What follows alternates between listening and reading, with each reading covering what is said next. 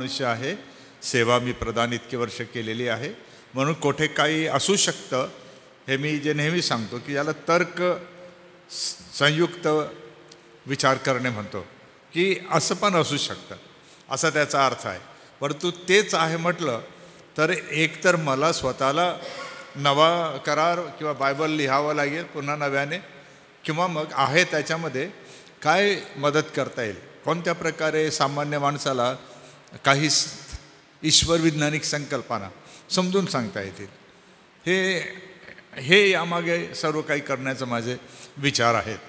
विशेषतः ज्या भागात आपण राहत आहोत भारतातल्या आदिवासी विभागांमध्ये, तर मागासलेल्या विभागांमध्ये, तर मागे ज्यावेळेस मी सामाजिक भाषांचा सर्वे केला माझ्या अभ्यासासाठी, 3 वर्षानंतर माझ्या त्या निष्कर्षाला आम्ही पोहोचलो होतो की आपल्या भागामध्ये पश्चिम खानदेश ज्याला आपण म्हणतो, या 6 जिल्ह्यांमध्ये मराठी भाषा केवळ 10 ते 11% ज्याला आम्ही म्हणतो साहित्यिक भाषा किती कळते, हिंदी ही 13% कळते.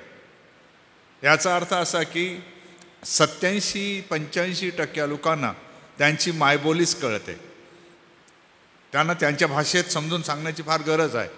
याचा अर्थ असा की जेव्हा आपण अभ्यास करतो ख्रिस्ती म्हणून, सेवक म्हणून, पाळक सुवार्तिक म्हणून, नेते म्हणून, तर आपल्याला जास्तीत जास्त 11 ते 15% लोकांना मदत करता येते. 85% लोक हे ऐकतात पण त्याचं अर्थबोधन होत नाही, त्यांना उलगडा लक्षात येत नाही, त्यांना समजून सांगावं लागतं. उदाहरणार्थ आपण जे दुःख म्हणतो, याच्यामध्ये प्रेषित पेत्र दुःखांबद्दल फार वर्णन करतो, सुंदर वर्णन आहे. मला ते फार आवडतं हे पत्र, कारण मी सुद्धा माझ्या आयुष्यात बरेच कष्ट आणि दुःख सहन केले, पण ह्या पत्राने मला खूप समाधान दिलं. परंतु मी अभ्यास जेव्हा करू लागलो तेव्हा दुःखाची संकल्पना कोणाची आहे हे जर आपण असं विचारला प्रश्न की पेत्रा, ही दुःख आणि मराठीमध्ये आलेले शब्द दुःख ही संकल्पना कुठून उचलली, तर आपल्याला समजतं की ही संकल्पना पेत्र लिहिण्या अगोदर 500 वर्ष, ख्रिस्तपूर्व 500 सिद्धार्थ हा जो राजकुमार होता, जो पुढे ज्ञान प्रकाशनाने बुद्ध झाला, ज्याला आपण श्री गौतम बुद्ध जी असं म्हणतो, त्यांनी हा शब्द फार प्रचलित केला आणि दुःखाची संकल्पना ही थेट रोमपर्यंत गेली, थेट अथेन्सपर्यंत गेली. त्या ग्रीक आणि रोमी साम्राज्यामध्ये बौद्ध धर्मीय हे जे मिशनरी होते, गौतम बुद्धांचा निरोप देणारे होते, हे तेथपर्यंत त्यांच्या दरबारामध्ये जाऊन विद्वानांशी चर्चा करत असत. आणि मग हा शब्द जेव्हा भारताच्या उपखंडामध्ये आपण वापरतो तर आपल्याला विचार करावा लागेल पुन्हा एकदा की जर आपण बोलतो की तुम्हाला माहिती आहे का जीवनामध्ये दुःख आहे, आपल्या इथे भारत देशामध्ये कमीत कमी असं म्हणतात 1600 ते 2000 जाती जमाती किंवा संस्कृती किंवा भाषाभेद आहेत, कमीत कमी 1600 ते 2000. म्हणजे जेव्हा एक शब्द आपण वापरतो तर कमीत कमी 1600 लोकांना तो समजत नाही, जर ते तुमचे माझे भाषिक नाही तर. मग समजा अशा लोकांना शिक्षण द्यायचं असेल, तंत्रज्ञान पोहोचवायचं असेल तर काय करावं. बघा, आश्चर्याची गोष्ट या जगाची अशी आहे आजच्या आधुनिक जगामध्ये की शिक्षण नाही, हरकत नाही, लोकांना स्मार्टफोन समजतात. ही कमालीची भाषा स्मार्टफोनची आहे की त्यांना फोन ऑन करता येतो, जो इंग्रजीमध्ये सहसा आहे, त्यांना त्याच्यातले सॉफ्टवेअर समजतात, फेसबुक समजतं, व्हॉट्सअप समजतं, मेसेंजर समजतं, निर्णय प्रकारचे आता आलेले ॲप्लिकेशन्स त्यांना समजतात आणि ते वापरतात. पण त्यांना म्हटलं की तुम्हाला एक वाक्य मराठीमध्ये लिहिता येतं का, तर नाही येत. कालच मला महिन्याच्या शेवटी मी तपासणी करतो म्हणून दवाखान्यात असताना मजेदार गोष्ट मी पाहिली.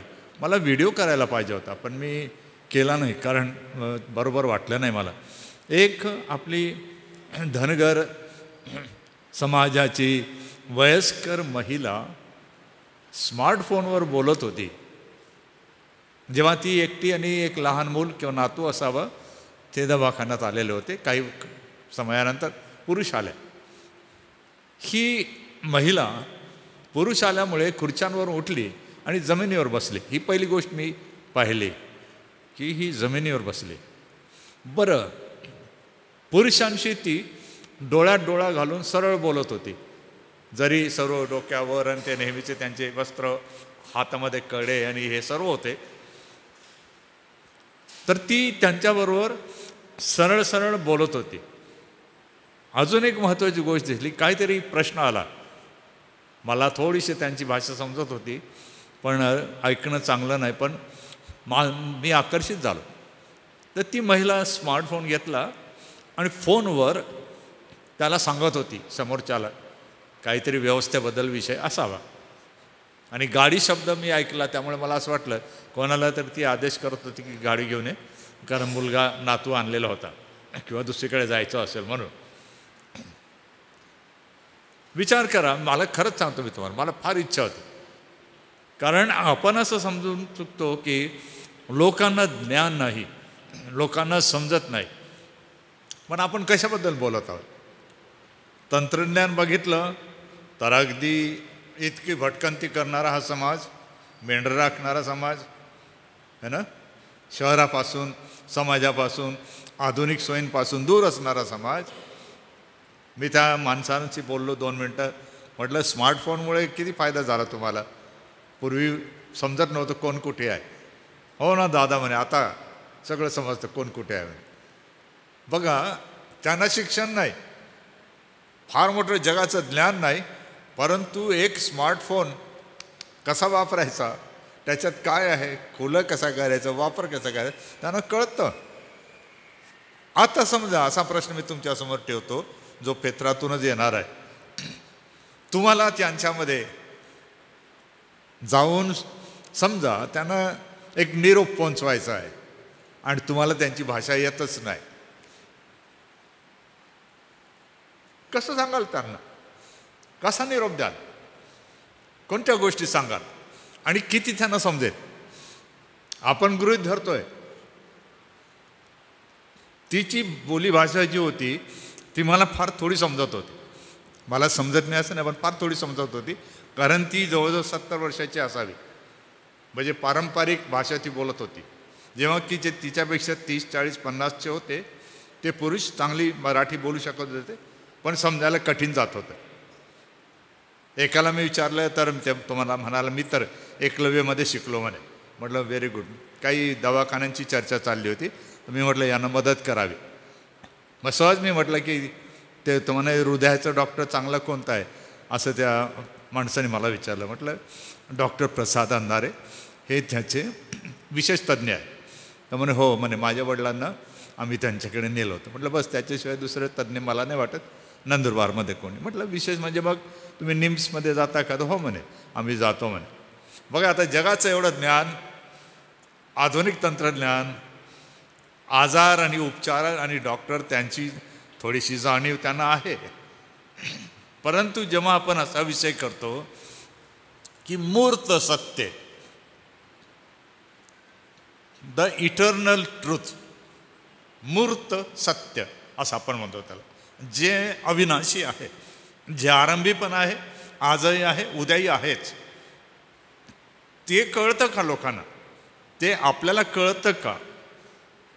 किंवा हे कुठून आलं हा विषय वेगळा आहे की बायबल कॉलेजेस किंवा सेमिनरीज आपल्याला शिकवतात की नाही. परंतु सर्वच काही शिकवलं जात नाही ना सगळीकडे. आपल्याला शिकावं लागतं, आपल्याला अभ्यास करावा लागतो, आपल्याला ते मित्र लागतात की जे तुम्हाला दुरुस्त करू शकतात, मार्गदर्शन करू शकतात, योग्य आहे तर सांगू शकतात. बरोबर आहे, माझे बरेच शब्द मला दुरुस्त करता आले, कारण एक तज्ज्ञ आहे मला मित्र म्हणून. मी त्यांना काही माझ्या 15-20 दिवसात एकदा हमखास फोन करतो, आभार मानतो पहिले त्यांचे, पण हळूच म्हणतो सर मी असा शब्द प्रयोग करू इच्छितो, मराठीमध्ये किती उपयुक्त आहे. मग ते मला विचारतात, मला पर्याय देतात आणि मला म्हणतात तुला काय वाटतं, आणि मी उत्तर दिलं का ते म्हणतात कशाला उगाच डोक्याला ताण देतो, हे मराठीत नाही आहे. कारण माझी भाषा पहिली मराठी नाही आहे. माझी घरातली भाषा हिंदी होती, अर्धी गुजराती अर्धी मराठी अशी पण झाली. पण माझं शिक्षण 11वी नंतर पूर्णपणे इंग्रजीत झाल्यामुळे माझी पहिली भाषा विचारांची मी इंग्रजी झाली. त्यामुळे मराठीमध्ये परत यायचं म्हटलं तर मला फार अडचण येते. मग अशा संज्ञा, अशा उपमा, अशी तथ्ये मला जेव्हा लिहायची असतात तेव्हा मला विचारावं लागतं की हे मी सांगू का. आता आपल्या बाजूची अडचण दुसरी अशी की कृपा करून वाईट वाटू देऊ नका मी जेव्हा सांगतो काही गोष्टी, तर की अशी गोष्ट आहे की आपलं शिक्षण म्हणजे शालेय शिक्षण कमी आहे. ठीक आहे, पण मी पण MA MPhilच्या जवळ मी गेलो तर ते मराठीत नाही गेलो ना, मी इंग्रजीमध्ये गेलो, हिब्री ग्रीकमध्ये गेलो, मराठीत नाही गेलो. तर मला मराठी शिकावी लागली ना, शिकावी लागते ना. तुम्ही वर नाही गेला तरी तुम्ही तेवढंच अज्ञान बाळगता, आणि मी जरी श्रेष्ठ शिक्षण घेतलं तरी त्या भाषेचं ज्ञान मला कमी आहे. म्हणून मला त्याला सुधरून घ्यावं लागतं. बोलताना माझी गडबड होते, काही वेळेला माझं लक्षात नाही राहिलं तर माझ्याकडून गडबड होते. कारण पहिला विचार इंग्रजीत येतो नंतर मराठीत येतो, असं माझं मेंदू काम करतो. म्हणून प्रचारात सुद्धा 2 किंवा 3 चुका शब्दांच्या माझ्या मागे पुढे दर रविवारी किंवा जेव्हा मी बोलतो तेव्हा होतातच. मी घरी गेलो कोण लिहून टाकतो ते पटकन. मी पहिलं ऐकतो की माझ्या बोलण्यात आज काय शब्द गडबड झाली. मागच्या वेळेस मी जेव्हा बोललो मी 1600 ऐवजी 16 बोललं गेलं माझ्याकडून. खाऊन टाकला मी. बोलायला पाहिजे होतं 1600 वर्ष, पण 1600 नाही बोललो मी. खाऊन घेतला मी तो, असं म्हणतो आपण. तरी ही सुधारणा होत राहते. म्हणून पेत्राचं हे लिखाण, पेत्र काय म्हणतो बघा बरं. तुम्ही जर 3ऱ्या अध्यायामध्ये आलात तर तो काय म्हणतो बघा. परत एकदा लक्षात घ्या किती वर्ष झालेले आहेत हे पत्र लिहिताना, आणि येशू ख्रिस्ताचं स्वर्गारोहण झालं ते कमीत कमी 30 ते 35 वर्ष झालेली आहेत. ग्रीक आणि रोमी साम्राज्याच्या सांस्कृतिक आणि शैक्षणिक वैज्ञानिक प्रगतीमुळे भाषेचा प्रभाव सगळीकडे आलेला आहे. अजून काय घडलं होतं या काळामध्ये यहुद्यांच्या बाबतीत की जुन्या कराराचा अनुवाद ग्रीकमध्ये करून 150 ख्रिस्तपूर्वमध्ये अलेक्झांद्रियाहून तो यहुदींनी आपल्या पिढीसाठी तयार करून घेतलेला होता. आता मग जेव्हा लेखक हे पुस्तकांचे लेखक भाषा वापरतात तर ती ग्रीक भाषा वापरतात, ते इब्री भाषा वापरत नाहीत ना. पेत्र यहुदी आहे ना, मग तो इब्रीच्या ऐवजी कोणती भाषा वापरतो? ग्रीक भाषा वापरतो. आता हे असं कसं? आपण एका बाजूला म्हणतो की प्रेषित 4:13 प्रमाणे शिष्य शिकलेले नव्हते, असा युक्तिवाद लोक करतात. आणि हे पुस्तक वाचलं लेखकांचे तर डोकं काम नाही करत अशी त्यांची भाषा आहे. इतकी पुढारलेली, काही वेळेला इतकी तत्त्वज्ञानाने भरलेली, संकल्पनांनी भरलेली भाषा आहे की विचार करता करता आपलं डोकं काम नाही करत. बरं, मग तिकडे दुसरा अजून युक्तिवाद लोक मांडतात की पवित्र आत्म्याने सांगितलं म्हणून. पण पवित्र आत्मा बोलेल तर तो समजेल या भाषेतच बोलेल ना. लेखकाला ती भाषा जर कळलीच नाही तर लेखक कसं काय लिहिल? तुमच्या लक्षात येते का की युक्तिवाद करतात लोक, शिकलेले नव्हते ठीक आहे, दुसऱ्या बाजूला तर पवित्र आत्म्याने सांगितलं. प्रश्न तो आहे ते मान्य, परंतु अजून अडचण काय आहे की कोणत्या भाषेत? पवित्र आत्मा कोणत्या भाषेत त्यांना सांगत होता आणि लेखक ती भाषा कशी लिहित होते? आणि उत्तर काय आहे की जी भाषा लेखकाला येत होती, समजत होती, शब्द कळत होते, तेच त्याने लिहिले ना. जसं मत्तयाचं आपण म्हणतो की मत्तयाने शुभवर्तमान लिहिलं, ते पहिलं का आलं? कारण मत्तयाने पहिले शुभवर्तमान लिहिलं, मार्काचं नंतर आलं. परंतु मत्तयाचं शुभवर्तमान इब्री भाषेत असल्यामुळे पुढे ते सापडले नाही त्याचे हस्तलिखित मूळ प्रत, तोपर्यंत मार्काचं लिखाण आलं जे स्वीकारलं गेलं आणि त्यानंतर त्या दरम्यान मत्तयाने पुन्हा ग्रीकमध्ये लिहिलं. ही कमालीची रचना आहे ना नव्या कराराची. म्हणून पेत्र काय म्हणतो 3ऱ्या अध्यायामध्ये बघा, 2 पेत्र 3रा अध्याय काही वचनं मी तुम्हाला वाचतो. प्रियजन हो, आता हे 2रे पत्र मी तुम्हाला लिहित आहे. तुम्हाला त्या वचनाकडे लक्ष द्यायला बरोबर. पेत्र स्वतः काय म्हणतोय, प्रियजन हो, आता हे 2रे पत्र मी तुम्हाला लिहित आहे. या दोहींमध्ये मी तुम्हास आठवण देऊन तुमचे निर्मळ मन जागृत करीत आहे, यासाठी की पवित्र संदेष्टांनी पूर्वी सांगितलेल्या वचनांची आणि प्रभू तारणारा ह्याने तुमच्या प्रेषितांच्या द्वारे दिलेल्या आज्ञेची आठवण तुम्ही ठेवावी. आता इथे स्वल्पविराम आहे, पूर्णविराम नाही.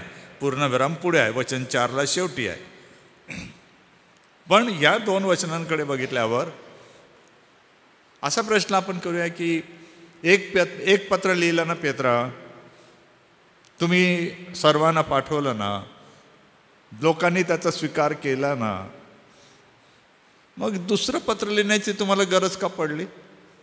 काय आवश्यकता होती अशी की तुम्हाला पवित्र आत्म्याने पुन्हा प्रेरणा दिली की पुन्हा तुम्ही लिहावं? योहानाने 3 पत्रे लिहिली, अगदी छोटी 2 आहेत. कधी विचार केला पाहिजे की 10-15 वचनं सुद्धा नाहीत अशी पण पत्र योहानाने लिहिली, आणि आपण म्हणतो योहानाने 3 पत्रे लिहिली. मग असं कसं काय? 5 अध्यायाचं 4 अध्यायाचं पुरेसं नव्हतं का? पण प्रेषित योहान अजून 1 पत्र लिहितो, परत 3रं पत्र पण लिहितो. मग असं का होत आहे? तर त्याचं उत्तर हे आहे की देव प्रेषितांना हे सांगत होतं की मंडळांना, विश्वासणाऱ्यांना काय करा, तुम्ही आठवण द्या. देवाच्या दासांचं कर्तव्य आपला निरोप दिल्यानंतर, प्रशिक्षण दिल्यानंतर, त्यांना काही समजून दिल्यानंतर कालांतराने पुन्हा एकदा त्यांना त्याची आठवण करून देण्याची काय असते? आवश्यकता असते, असं त्याचा अर्थ आहे. म्हणून इथे थोडं विषयांतर होऊ शकतं माझ्याकडून, पण मला एक सूचना येते आहे की का बरं आपण प्रवचनं लिहावी? का बरं? त्याचं कारण हे आहे, तुम्हाला पटकन जाता येतं मागे मी काय बोललो, मी काय विषय घेतले, माझ्याकडे काय नोंदी होत्या, आणि त्या नोंदी पुढे मला जर काय राहिलं तर मला पुढे कसं बनवता येईल, घडवता येईल, आणि लोकांना आठवण देता येईल की मी, तुम्हाला माहीत आहे का, मी हे तुम्हाला सांगितलं होतं. म्हणून रीतसर, जसं मी तुम्हाला सांगतो की रीतसर नोंदी करायला शिका. काम येणार आहे, तुम्हाला काम येणार आहे, पिढीला काम येणार आहे.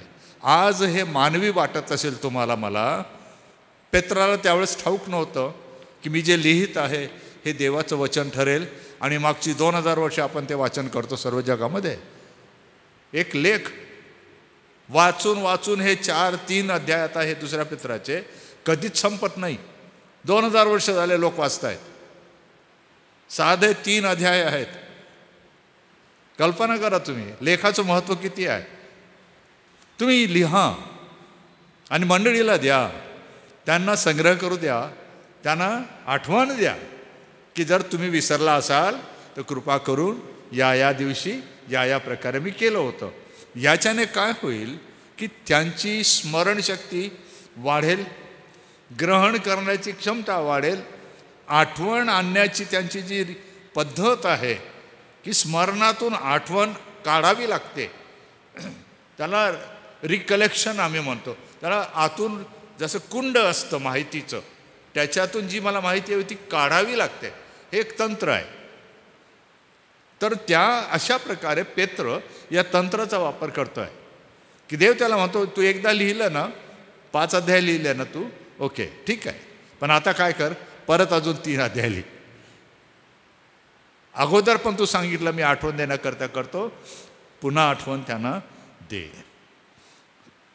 म्हणून तो म्हणतो 2रे पत्र. पेत्र विसरला नव्हता, असं त्याचा अर्थ आहे. त्याचा उद्देश दिलेला आहे, तो मी तिथे आता तुम्हाला देणारच आहे. पण तो म्हणतो की तुम्ही 2 गोष्टी कराव्या.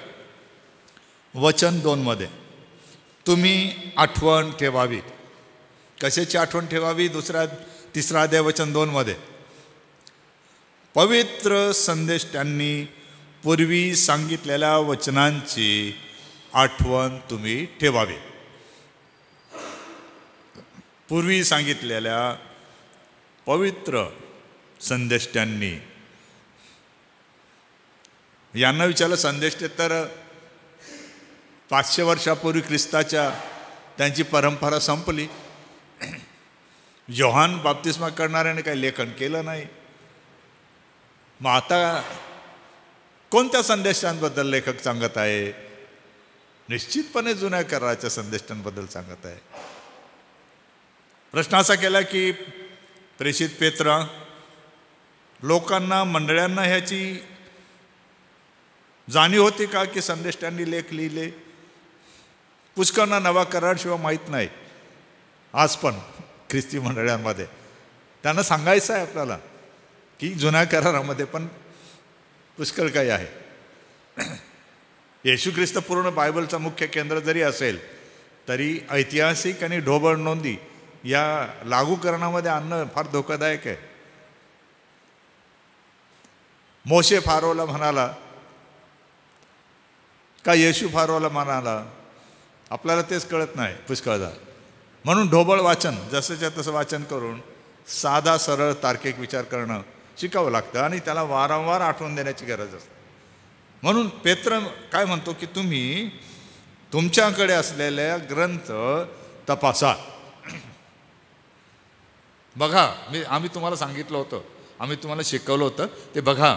दुसरी गोष्ट, प्रेषित त्याच्यानंतर संदेशानंतर कोण आले? आणि प्रभू तारणारा म्हणजे येशू ख्रिस्त याने तुमच्या प्रेषितांच्या द्वारे दिलेल्या आज्ञेची 2 गोष्टींची आठवण. वचनांची,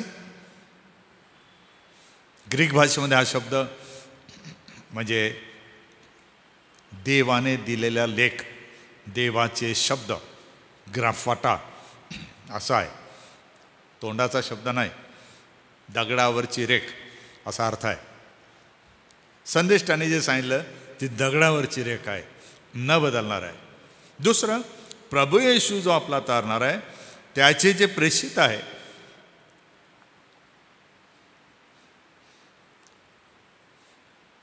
म्हणजे पेत्र काय म्हणतोय मग? माझ्याशिवाय पण प्रभू येशूचे प्रेषित होते आहेत. बीच एकटा नाही, तुम्हाला अनेकांनी सांगितलं आहे. काय सांगितलं तुम्हाला? प्रभू येशूने दिलेल्या आज्ञा. तिथे संदर्भ तो पुढे काही गोष्टींचा देतो, परंतु मागे आपण शिकताना पाहिलं होतं बायबलचं जडणघडणमध्ये की नव्या करारामध्ये येशू ख्रिस्ताने पूर्ण नवीन करारामध्ये 1050 आज्ञा दिलेल्या आहेत. हे समजलं पाहिजे आपल्याला. एक आज्ञा नाही आहे, त्याचा सारांश जुन्या कराराच्या अनुवादातून घेतला आहे. तू देव परमेश्वर यावर वगैरे वगैरे. परंतु प्रेषित जेव्हा सांगतायत मंडळीला, विश्वासणाऱ्यांना, त्या आज्ञेची तुम्ही काय करा? आठवण ठेवा, विसरू नका, असा त्याचा अर्थ आहे. अशा प्रकारे हे दुसरं पत्र लिहिताना हे विलक्षण आहे. पेत्राचे पत्र सहसा लेखक आरंभी लिहितो की मी हे पत्र लिहित आहे असं. ह्या दोन वचनांना पहिल्या अध्यायामध्ये जोडायला पाहिजे होतं, पहिल्या वचनामध्ये, परंतु नंतर तो लिहितो. तर कधीकधी पत्रलेखन जे आहे त्याची पद्धत अशी का हे समजणं पण आवश्यक असते. म्हणून आज सकाळी थोडं त्याचं विवरण देत असताना मी काही गोष्टी तुम्हाला सांगू इच्छितो. फार छोट्या छोट्या आहेत, परंतु पटापट जाऊ. वचन जर तुम्ही 13-14 वळला, पहिला अध्याय 13-14, का लिहित आहे हा लेखक हे पत्र? असं लिहिलं आहे, मी ह्या मंडपात आहे तोपर्यंत तुम्हास आठवण देऊन जागृत ठेवणे हे मला उचित वाटते. कारण मला ठाऊक आहे की आपल्या प्रभू येशू ख्रिस्ताने मला कळविल्याप्रमाणे मला आपला मंडप लवकरच काढावा लागणार आहे. लेखक हे पत्र का लिहित आहे? त्याचं दुसरं कारण, एकतर पवित्र आत्म्याच्या प्रेरणेने देवाने त्याला सांगितलं लिही, ते लिहित आहे. दुसरं कारण, त्याला त्याच्या आयुष्याची मर्यादा कळली. हा तर फार मोठा विषय आहे प्रचाराचा माझ्यासाठी, परंतु तत्व काय आहे त्याच्यामध्ये? Begin again before it is too late असं म्हणतात. अधिक लांबपर्यंतची उशीर होण्याजोगी गोष्ट जर असेल तर ताबडतोब करा, विलंब करू नका, असा त्याचा अर्थ आहे. पेत्राला देवाने सांगितलं मान्य, पण पेत्राला त्याच्या अल्पकालीन जीवनाची जाणीव झाली की मी लवकर मरणार, आणि त्या जाणीवेला त्याने समजून घेतल्यामुळे तो काही विनंती करत नाही की मला अजून आयुष्य दे वगैरे. केली की नाही आपल्याला माहीत नाही, पण तीन एक वर्षामध्ये या पत्रलेखनाच्या दरम्यानच पेत्रसुद्धा मारला गेला. आधी पाऊल आणि नंतर पेत्र. सांगायचं तात्पर्य हे की पत्रप्रयोजनामध्ये ही एक गोष्ट आहे की लेखकाला त्याची मर्यादा समजली. कशाची मर्यादा समजली? त्याच्या जीवनाची मर्यादा समजली की फार लवकर त्याचं जीवन संपणार, त्याचा मृत्यू येणार. आणि त्याला कोणी कळवलं? प्रभू येशू ख्रिस्ताने. हे एक चमत्कारिक आहे ना की देवाच्या दासांना येशू ख्रिस्त प्रभू आपला कधी कधी कशी सूचना देतो. जशी पेत्राला दिली की तुला तुझा मांडव काढायचा आहे, आता तयारी कर. तिसरी गोष्ट आहे की जर तुम्ही 16 पुढे जर वाचलं तर तो म्हणतो की कारण चातुर्याने कल्पलेल्या कथास अनुसरून आम्ही आपल्या प्रभू येशू ख्रिस्ताचे सामर्थ्य व आगमन या संबंधाने तुम्हाला कळविले असे नाही, तर आम्ही त्याचे ऐश्वर्य प्रत्यक्ष पाहणारे होतो. 16 वचनात मराठीत आलेला शब्दप्रयोग किती समजला असेल आपल्याला मला माहीत नाही. जर तुम्ही इंग्रजीमध्ये वाचाल थोडंसं तुम्हाला लक्षात येईल काही गोष्टी, आणि मूळ ग्रीक आणि इब्री वाचाल तर अजून सखोल तुम्हाला समजेल. पण मराठीत 3 शब्द तिथे आले आहेत. कोणते शब्द आलेले आहेत? चातुर्याने कल्पिलेल्या कथा. चातुर्याने कल्पिलेल्या कथा. प्रश्न असा आहे, प्रेषित पेत्रा, तुझ्या काळामध्ये मंडळांमध्ये आजूबाजूला अशा चातुर्याने कल्पिलेल्या कथा होत्या का? लोक त्याबद्दल बोलत होते का? गप्पा मारित होते का? एकमेकांना सांगत होते का? पेत्र म्हणते हो होतं. मग ह्या कथा ज्या आहेत मानवी चातुर्याच्या बुद्धीच्या वापराने कल्पनेचा वापर करून निर्माण केलेल्या या कथा, कल्पना, आभासी जगामधल्या, न कळणाऱ्या, न समजणाऱ्या, न धरता येणाऱ्या, न सिद्ध करता येणाऱ्या अशा त्या गोष्टी आज पण आहेत ना. उदाहरणार्थ येशू ख्रिस्त. आजकाल हा वाद भारतामध्ये येत आहे, आपल्याला सावध राहायचं ही गोष्ट वेगळी, परंतु जी देवाची इच्छा आहे ती पूर्ण होईल सर्वांबाबतीत. केवळ ख्रिस्ती लोकांबद्दलच नाही, देवाची इच्छा संपूर्ण विश्वाबद्दल आहे, केवळ मंडळीसाठी नाही, ख्रिस्ती लोकांसाठी नाही. जशी आपल्याबद्दल आहे तशी इतरांबद्दल आहे, या सृष्टीबद्दल आहे, या नभाबद्दल आहे, आकाशांबद्दल आहे. म्हणून घाबरून जाऊ नये आपण. पण हा प्रश्न आपल्याला केला तर की प्रभू येशू ख्रिस्त सिद्ध करू शकता का तुम्ही? आणि नाही केलं तर लोक काय म्हणतात, येशू ख्रिस्त कोण आहे? कथा. कोणती कथा? चातुर्याने कल्पलेली कथा. येशू ख्रिस्त मुळात झालाच नाही. ही काय आहे? अफवा, दंतकथा आहे. गप्पा आहे, ही वास्तविकतेमध्ये कधीही घडलेली गोष्ट नाही. त्याला कुठलंही प्रमाण नाही आणि ख्रिस्ती लोकांना ते सिद्ध करता येत नाही. मग आता आपण असं विचार करूया की पेत्र ज्याबद्दल बोलतोय तर कोणत्या ख्रिस्ताबद्दल बोलत आहे? मग तुम्हाला ह्याची जाणीव आहे का की जेवढे पंथ आपल्याकडे ज्या भारतात जगात दिसत आहेत त्या प्रत्येक पंथाचा एक ठरवलेला येशू ख्रिस्त आहे, हे तुम्हाला माहीत आहे का? आपल्याकडे जे काही प्रचारक येतात त्यांच्यापैकी काही प्रचारक या मताला सहमती देणारे आहेत की पुरुषाने लग्न केलं तरी चालतं, स्त्रीने लग्न स्त्रीशी केलं तरी चालतं, कारण येशू ख्रिस्त सर्वांवर प्रीती करतो आणि आपण त्यांची प्रवचनं ऐकतो. पण तुम्हाला माहिती आहे का त्यांचा येशू ख्रिस्त कोणता आहे? काही येतात म्हणतात खिशात हात घाला डॉलर मिळतील, पर्समध्ये हात घाला सोने नाण्याचे दागिने येतील, तुमच्या घरात सोन्याची धूळ पडेल, है ना, असं करा तसं होईल, तसं करा असं होईल. कोणता येशू ख्रिस्त गाजवत आहेत? आरोग्य मिळेल सर्वांना, भरभराट मिळेल सर्वांना.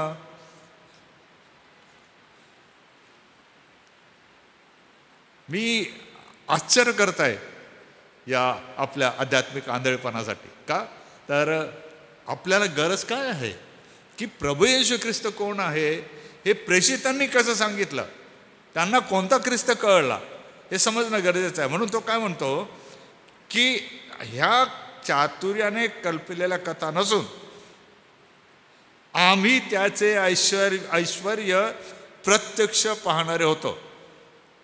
आमच्या डोळ्यांनी पाहिलं, आमच्या कानाने आम्ही ऐकलं ते काय झालं ते आम्ही हजर होतो. हा ख्रिस्त आम्हाला माहीत आहे कोण आहे, नाही तर कोण हा उपद्व्याप करेल. पेत्राला जर हा ख्रिस्त खोटा वाटला असता तर कशाला त्याच्या मागे लागला असता? पेत्र वेडा आहे का? घरदार सोडलं, एवढा मोठा मासेमारीचा व्यवसाय सोडला, महिला काय कुठेतरी जाऊन, काय गरज होती? एका न झालेल्या येशू ख्रिस्ताला आपला प्रभू तारणारा आणि गुरु मानून त्याच्या मागे का चालला पेत्र? तो म्हणतो हे मी तुम्हाला का लिहित आहे, तुम्ही विश्वास ठेवा, कारण ह्याचे आम्ही प्रत्यक्षदर्शी साक्षीदार आहोत. म्हणून कोणी सांगितलेला ख्रिस्त नाही आम्हाला हा, ना आम्ही ऐकलेला ख्रिस्त आहे, न कोणत्या सभेमध्ये आम्हाला कोणीतरी सांगितलं या येशूवर विश्वास ठेवा, नाही. आम्हाला स्वप्न पडलेलं नाही, आम्ही गप्पा मारलेल्या नाही, गप्पा ऐकलेल्या नाहीत, आम्ही स्वतः पाहिलं आहे, अनुभवलं आहे, त्याचं ऐश्वर्य पाहिलं आहे. 17 वचन, देवपित्याला जेव्हा त्याला सन्मान आणि गौरव देण्यात आला पुढे, तेव्हा ऐश्वर्ययुक्त गौरवाच्या द्वारे अशी वाणी झाली की हा माझा पुत्र मला परमप्रिय आहे, याच्या विषयी मी संतुष्ट आहे.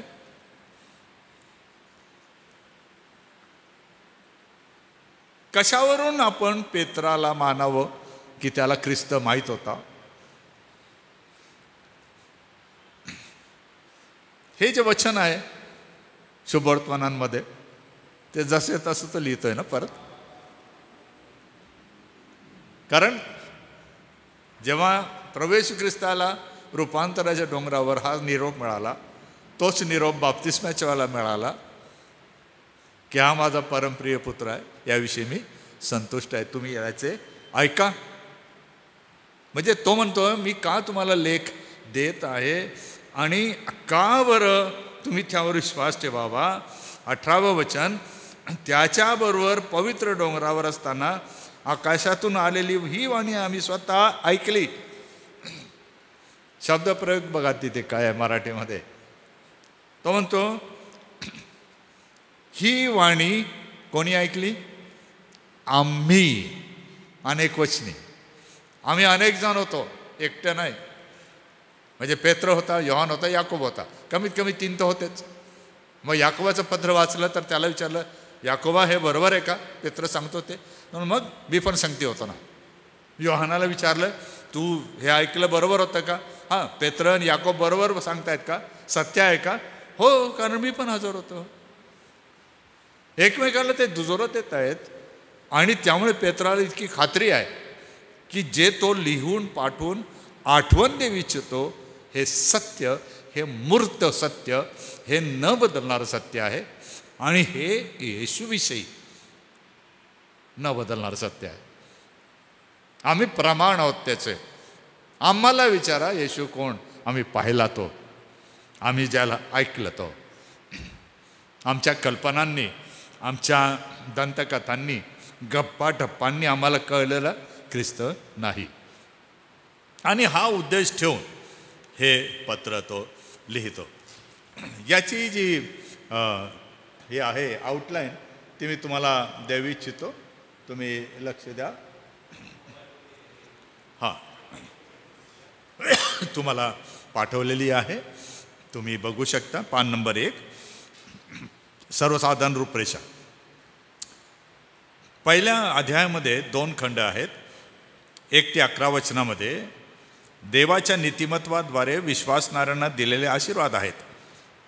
तर पहिला खंड जो आहे 1 ते 11 वचनांमध्ये, जर तुम्हाला आशीर्वाद मिळाले तर कृपेमध्ये सुद्धा वाढा.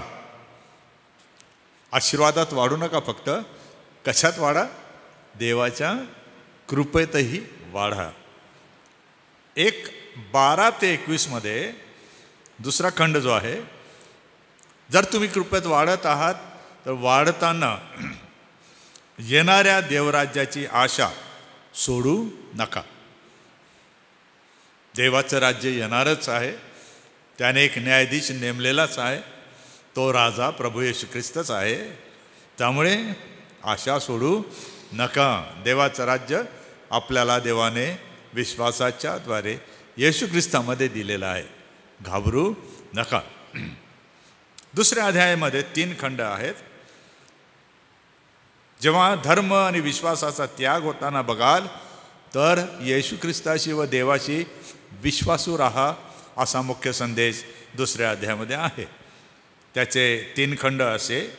1 ते 10 वचनामध्ये पहिला खंड आहे, वर्तमान युगासाठी भूतकाळापासून धडे घ्या. आताच्या जगात तुम्ही राहत आहात, परंतु भूतकाळात देवाने काय केलं हे लक्षात आणा. दुसरा अध्याय 11 ते 17 मध्ये दुसरा खंड जो आहे त्यामध्ये तो काही विश्लेषण देतो. ते आहे खोटे शिक्षक आणि त्यांची वैशिष्ट्ये आपल्याला आढळतात. तुम्हाला मी विवरण फार व्यवस्थित दिलेलं आहे, तुम्ही ते पाहू शकता.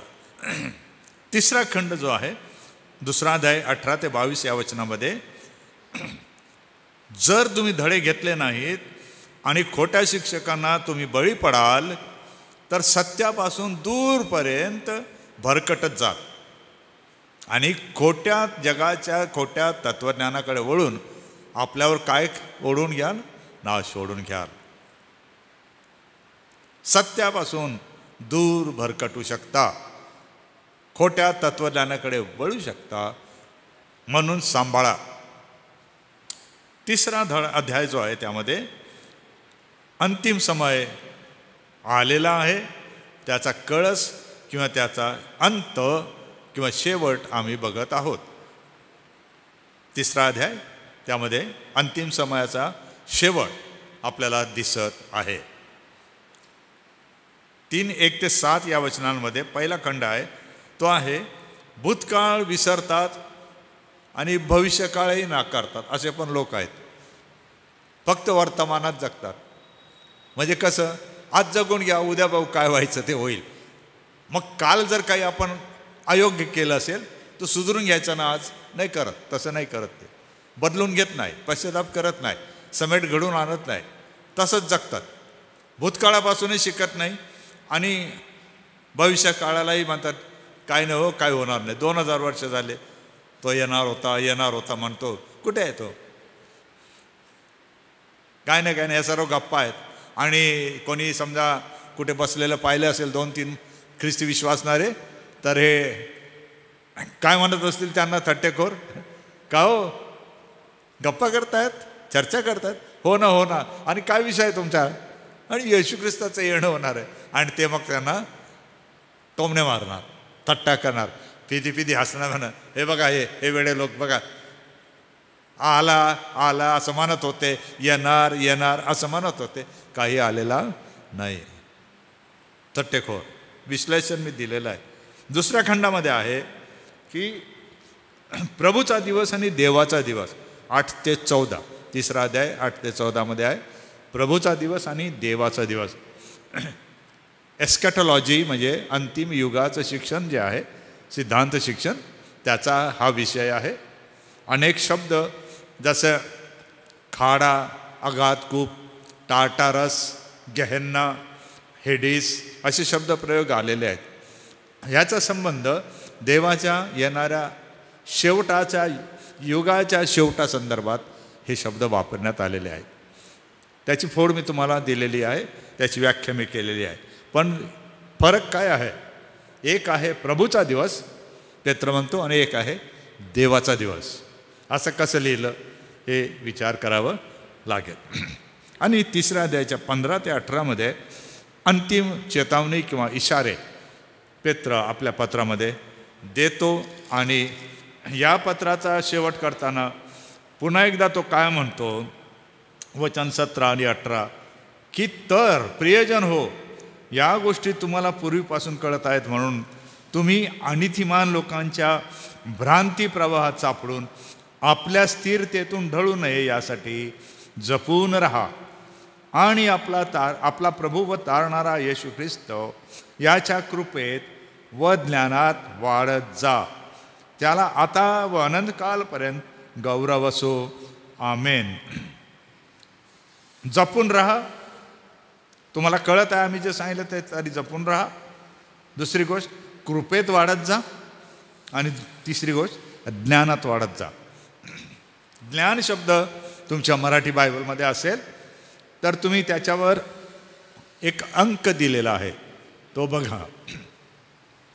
18व्या वचनामध्ये दुसरी ओळ कृपेत व ज्ञानात सुधारित आवृत्तीमध्ये अंक दिलेला आहे 1. आणि त्याची तळ टीप आहे खाली, अथवा ओळखीत.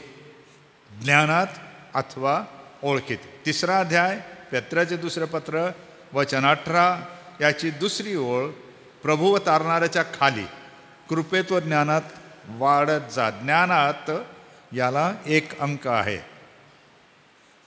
सुधारित आवृत्तीमध्ये, त्याला तळ टीप म्हणतात.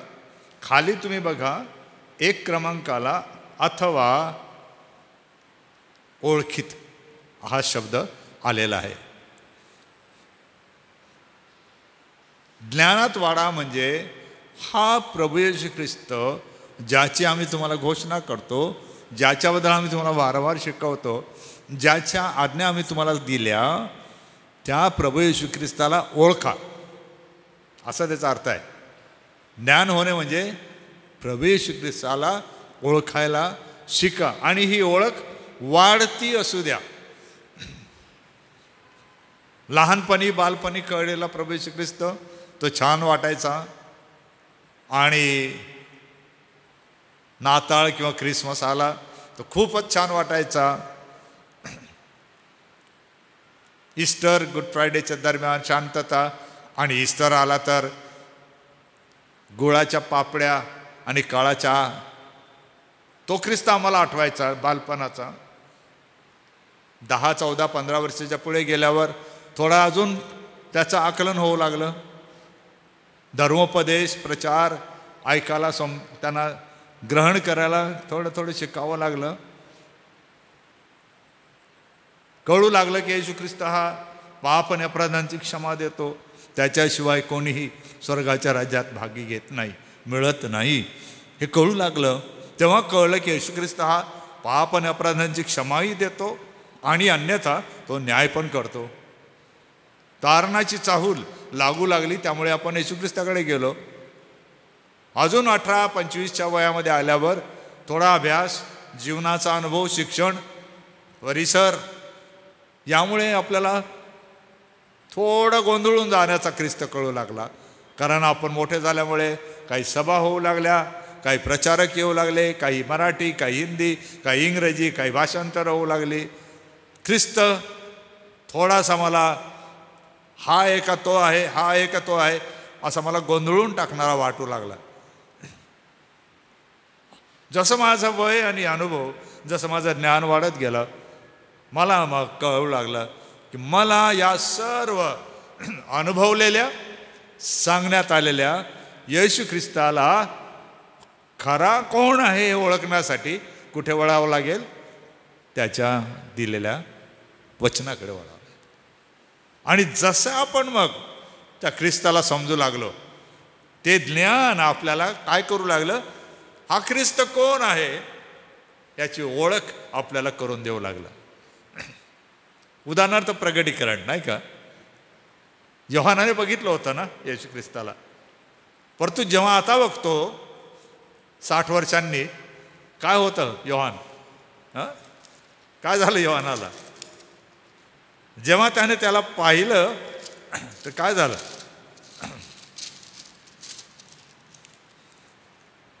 17 वचन, प्रगटीकरण 1:17. मी त्याला पाहिले तेव्हा मी मेल्यासारखा त्याच्या पायाजवळ पडलो. मी त्याला पाहिले. प्रेषित योहानाला विचारायला पाहिजे, अरे तू एवढा प्रसिद्ध, एवढा मोठा, एवढा वयस्कर, मंडळांचा अध्यक्ष, विद्वान, ख्रिस्ताबरोबर तू राहिला, त्याचा सर्वात प्रिय शिष्य तू, पुनरुत्थान पर्यंत तू त्याला बघितलं, सर्व पळून गेले तेव्हा तू हजर होता. एवढं सर्व असतानाही त्यावेळेला, पुनरुत्थानाच्या वेळेला ख्रिस्त जो भेटला, त्या भेटीला तू बेशुद्ध झाला नाही, मूर्छित झाला नाही. 60 वर्षांनी ख्रिस्त जेव्हा तुला दिसतो, कमाल आहे तुझी, तू मूर्छित झाला. अर्थात वय झालेलं होतं, 90 पार केलेली होती. मला असं वाटतं त्याला हार्ट अटॅक आला असावं, चक्कर झाली, घेरी झाली त्याला. कारण त्याने कल्पनाच केली नव्हती, मी ज्याला बघितले माझ्या तारुण्यात, माझ्या प्रौढावस्थेमध्ये, स्वर्गारोहणापर्यंत, तो हा ख्रिस्त इतका पराक्रमी, अद्भुत, कल्पनेपलीकडता कसा असू शकतो? त्याच्या शरीराने साथ दिली नाही. तो त्याच्याजवळ मेल्यासारखा, असं म्हटलेलं आहे, मेल्यासारखा पडला. मग त्याने आपला उजवा हात माझ्यावर ठेवला आणि मला म्हटले, भिवू नको. जो तू पाहिला होता मला पहिला, आणि आता जो तू बघतोयस तो मी पहिला आणि शेवटला, जो मी जिवंत तो मी आहे. योहाना, हा मी आहे समजला. त्यापूर्वीच्या ओळखीवर विसंबून राहू नको. बघा, ही ज्ञान होण्याची प्रक्रिया आहे, ख्रिस्ताला ओळखण्याची. आणि पेत्र सांगतो की मी आठवण तुम्हाला का देत आहे? आम्ही त्याच्यात वाढलो म्हणून, तुम्ही वाढावे, आणि म्हणून तो हा इशारा देतो. शेवटल्या 10 मिनिटामध्ये मी काही जास्त तुम्हाला विवरण देत नाही, मी ते तुम्हाला दिलेलंच आहे. मला तुम्हाला फक्त 1-2 विषय तुम्हाला द्यायचे आहेत. मागच्या एका रविवारी, 3 रविवारपूर्वी मी बोललो होतो. या पत्रामधून 7 गोष्टी मी तुम्हाला सांगितल्या होत्या, त्या मी तुम्हाला पान नंबर 2वर दिलेल्या आहेत, की तुम्ही याची भर घाला, म्हणजे तुम्ही पडणार नाही, तुम्ही दूर जाणार नाही, भरकटणार नाही. त्या मी तुम्हाला अर्थविवरणासह तुम्हाला दिलेल्या आहेत. पान क्रमांक 3वर आलात तर तुम्हाला देवाने देवदूतांबद्दल काय ठरवलं आहे, या जगाबद्दल काय ठरवलं आहे, याची उदाहरणं दिली. पहिलं उदाहरण आहे देवदूतांचं पाप, दुसरं उदाहरण आहे नोहाचं, तिसरं आहे सदोम गमोराचं, चौथं उदाहरण आहे लोटाचं. 4 उदाहरणं आपल्याला दुसऱ्या अध्यायामध्ये आढळतात. आणि असं म्हटलेलं आहे की दुसरा अध्याय वचन 4 मध्ये की देवदूतांनी पाप केले, असं लिहिलं आहे ना. ज्या देवदूतांनी पाप केलं, हा एक सैद्धांतिक विषय आहे देवदूतांच्या सिद्धांतामध्ये. प्रश्न असा आहे की इंग्रजीमध्ये असं म्हणतात, आर एंजल्स मोरल बीइंग्स. म्हणजे देवदूतांना पाप आणि नीतिमत्व समजतं का? आणि शास्त्र म्हणतं हो. कशावरून? सैतान, त्याच्याबरोबर बंड करणारे दूत, त्यांना बरं आणि वाईट निवड करण्याची संधी देवाने दिली होती. माणसा इतकी होती की नाही माहिती, परंतु देवदूत माणसापेक्षा थोडे श्रेष्ठ आहेत. म्हणून आपल्यापेक्षा थोडी चांगली निवडीची क्षमता दूतांना देवाने दिलेली आहे. असं असतानाही असं लिहिलेलं लेखक म्हणतो दूतांनी काय केलं? पाप केलं. म्हणून प्रश्न असा आपण विचार करायला पाहिजे, सिद्धांताचा अभ्यास कराल तर, की काय देवदूत सुद्धा पाप करतात? परिणाम काय झाला? देवाने त्यांची गय केली नाही तर त्यास नरकात टाकले. परत तो शब्द बघा तुमच्या पवित्र शास्त्रामध्ये, मजेदार आहे. तुम्ही ऐकला की नाही मला माहीत नाही हा शब्द. 2 अध्याय वचन 4 याच्यामध्ये त्यास नरकात टाकले. 3ऱ्या ओळीमध्ये नरक हा शब्द आलेला आहे. परत त्याच्यावर एक क्रमांक आहे. 2 अध्याय पेत्राचे 2 पत्र वचन 4, तेथे क्रमांक 1 दिलेला आहे. त्याची तळटीप बघा का तुम्ही खाली, सुधारित आवृत्तीमध्ये तुम्हाला सापडेल. 330 पान आहे माझ्या बायबलमध्ये, वेगळं असू शकतं. पण तळटीप पाहिली का? 4थ्या वचनामध्ये देवाने त्यांची गय केली नाही तर त्यास नरकात टाकले. नरकाला खाली शब्द दिलेला आहे टार्टारस.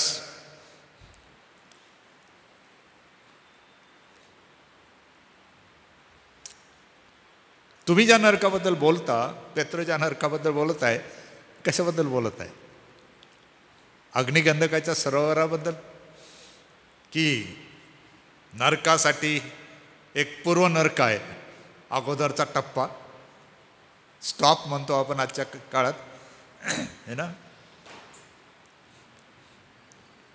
अग्निगंधकाच्या सरोवरात जेव्हा यांना टाकण्यात येईल त्याच्या अगोदर पण काही अवस्था आहे का अशी की ज्याच्यामध्ये या देवदूतांना ठेवण्यात आलेला आहे? पुढे शब्द प्रयोग आहे बघा, न्याय निवाड्याकरिता राखून अंधकारमय खाड्यात टाकलेले आहे. काय आहे अंधकारमय खाडा? माहीत आहे तुम्हाला? मी विवरण दिलं आहे, पण थोडा मी तुम्हाला तो ग्रीक शब्द पण सांगतो, अंधकारमय खाडा. कारण हे समजण्याची आवश्यकता आहे की ग्रीकमध्ये आहे झोफोस आणि मग सैराईज म्हणजे साखळदंड.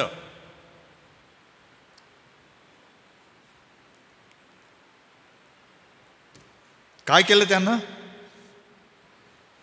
राखून अंधकारमय. तुमच्या बायबलमध्ये तो शब्द अंधकारमय आहे का बघा बरं. मला वाटतं चुकलेला आहे तो शब्द, अंधकार असायला पाहिजे. नीट बघा बरं, प्रिंटिंग मिस्टेक आहे, र पाहिजे तिथे. हां, अभ्यास करताना आपल्याला लक्षात ठेवायच्या गोष्टी. हां, र हवा तिथे दुरुस्ती करून घ्या तुम्ही. अंधकारमय खाडा है ना, म्हणजे अशी जागा जेथे त्यांना यातना तर मिळतील होतीलच, परंतु त्यांना संरक्षक शिपाई लावून बंद करून साखळदंडाने बांधून ठेवलेलं आहे. अशी ती जागा, ज्याला काय म्हणतात? टार्टारस. तर टार्टारस गेहेन्ना किंवा लेक ऑफ फायर अँड ब्रिमस्टोन, अग्निगंधकाचं सरोवर नाही. पण मराठीत शब्द आलेला आहे काय? नरक. नरकाचा शेवट होणार आहे का?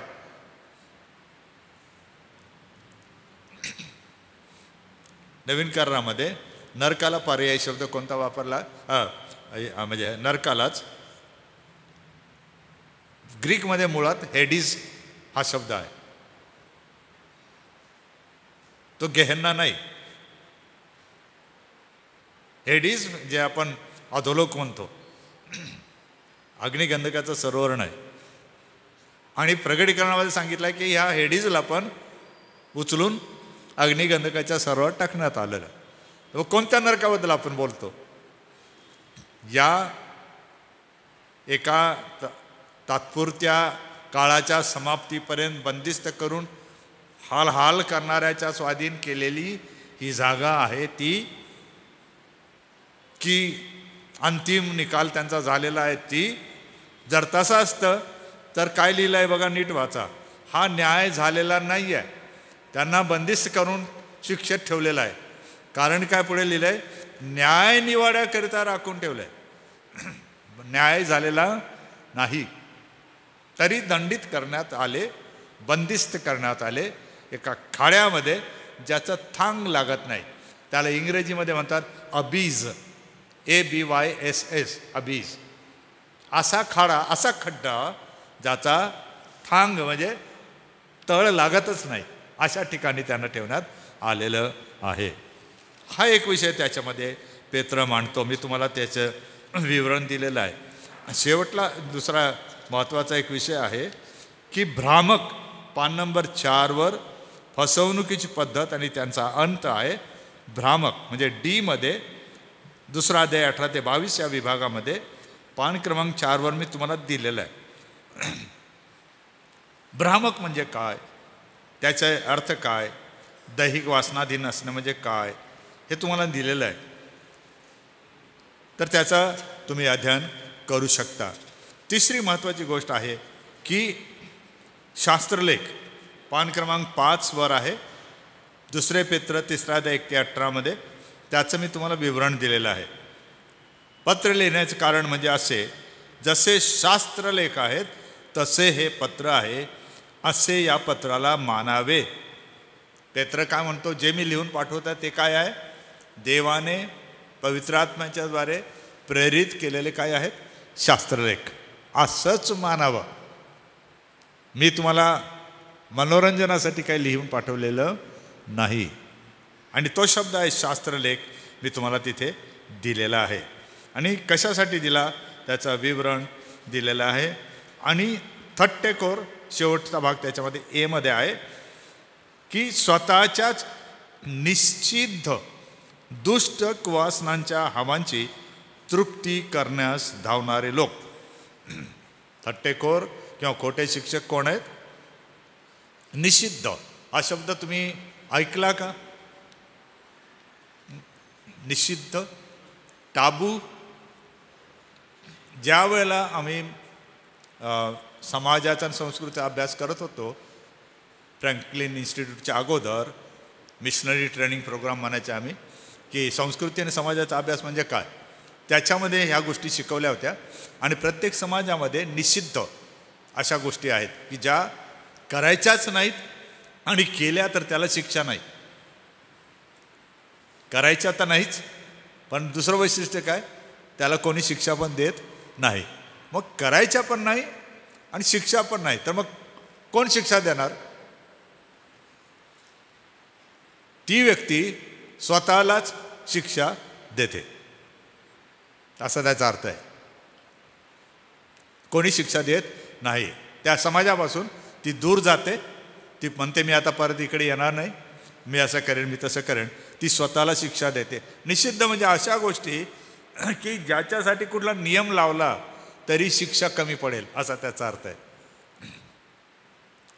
निषिद्ध म्हणजे अशा गोष्टी करणे, कुठलाही कायदा लावा कमी पडतो, असा त्याचा अर्थ आहे. म्हणून त्या लोकांची वैशिष्ट्य काय दिली आहे की दुष्ट कुवासनांच्या हावांची, हाव म्हणजे ओढ, पाहिजेच याची तृप्ती करण्यासाठी धावणारे, चालणारे लोक नाही, बसणारे लोक नाही, हे धावतात.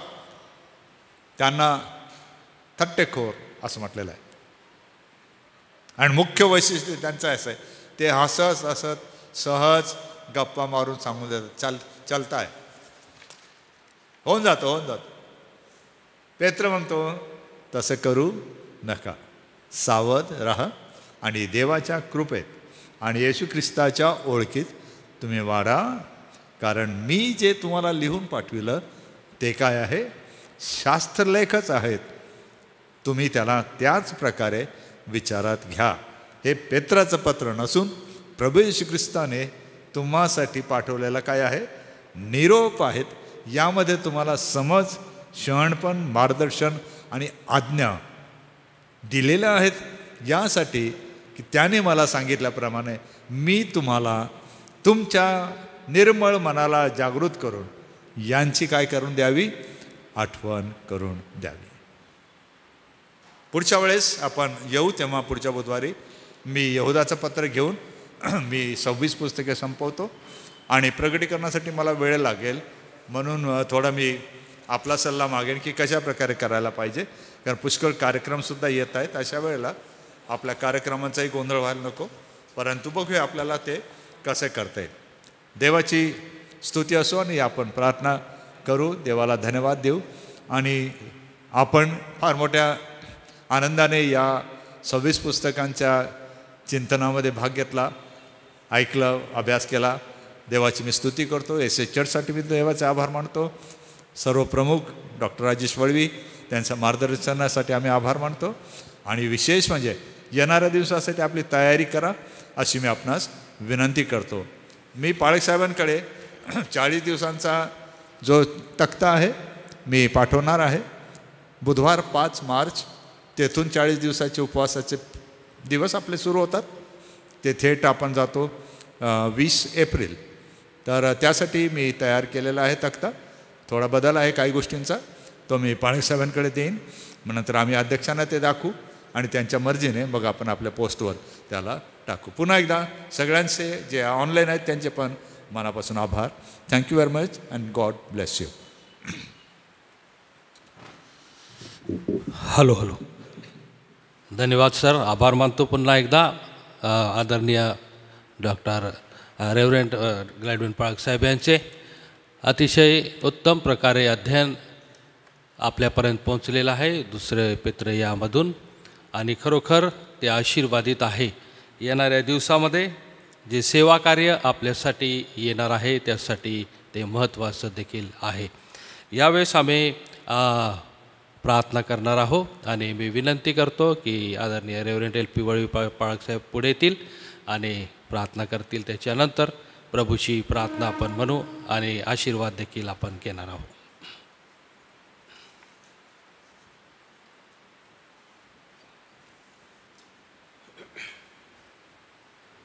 प्रार्थना करू आपण.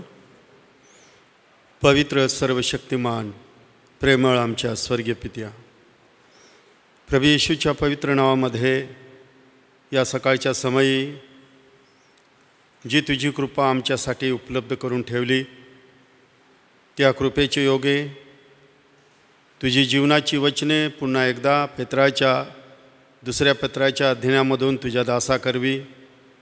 एक महत्त्वपूर्ण प्रभू अध्ययन जे या समयासाठी आमच्या वैयक्तिक विश्वासासाठी मंडळीला प्रभू तुझ्या सत्याच्या ज्ञानापर्यंत वाढवून स्थिर करण्यासाठी आणि येणाऱ्या समयामध्ये ज्या काही गोष्टी तुझ्या वचनात दाखवलेल्या आहे, प्रगट केलेल्या आहे, त्यामधून प्रभू स्वतःच्या आणि मंडळीचा बचाव करण्यासाठी हे अतिशय मोलाचं शिक्षण प्रभू या दिवसामध्ये तू आपल्या लोकांसमोर ठेवत आहे, म्हणून मी धन्यवाद देतो.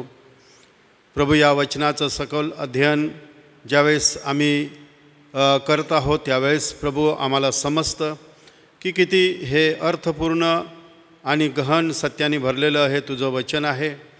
आणि या वचनामध्ये आम्ही सर्वांनी घडून जावं, मनन करावं आणि प्रभू आम्ही स्वतःची आत्मिक रचना तुझ्या दिवसासाठी आम्ही अशा रीतीने आम्ही उभे राहावे, स्थिर उभं राहावे की ज्या सत्यापासून आम्ही कधी ढळू नये. जगण्याने आणि मरण्याने तुझं गौरव करण्याची वेळ आली तरी प्रभू लागणारी कृपा आणि धैर्य आणि विश्वास प्रभू तू दे, अशी मी प्रार्थना विनंती करतो. ही विनंती प्रभू येशूच्या नावात मागतो, म्हणून तू ऐक. स्वर्गातील पित्या, तुझे नाव पवित्र मानले जाओ, तुझे राज्य हो जसे स्वर्गात तसे पृथ्वीवरी, तुझ्या इच्छेप्रमाणे हो. आमची रोजची भाकर आज आम्हास दे, आणि जसे आम्ही आपल्या ऋण्यास सोडले तसेच तो आमची ऋणे आम्हास सोड, आणि आम्हास परीक्षितान नकोस तर आम्हास सर्व वाईटापासून सोडी. कारण की राज्य, सामर्थ्याने गौरव ही सर्व काळ तुझीच आहे. आमेन. आता आपल्या प्रभू येशू ख्रिस्ताची कृपा, देवबापाची महान प्रीती, पवित्र आत्मेची गोड सहभागिता, इथे जमलेल्या सर्व तुझ्या प्रिय दासाबरोबर ऑनलाईनमध्ये ज्यांनी हे अध्ययन ऐकणारे सर्व विश्वासणारे प्रियजन, देवाची मंडळी आणि निवडलेल्या राष्ट्र इस्रायल्याबरोबर प्रभू येशू तू येईपर्यंत सो. आमेन. संध्याकाळसाठी विशेष सूचना आहे. 6 ते 6:30 पुन्हा प्रार्थना मनन असणार आहे आणि आपणा सर्वांना विशेष आमंत्रण आहे. त्यावेळेस देवाच्या वचनाची सेवा आदरणीय रेव्हरंड LP वळवी पाळक साहेब करतील. थँक्यू.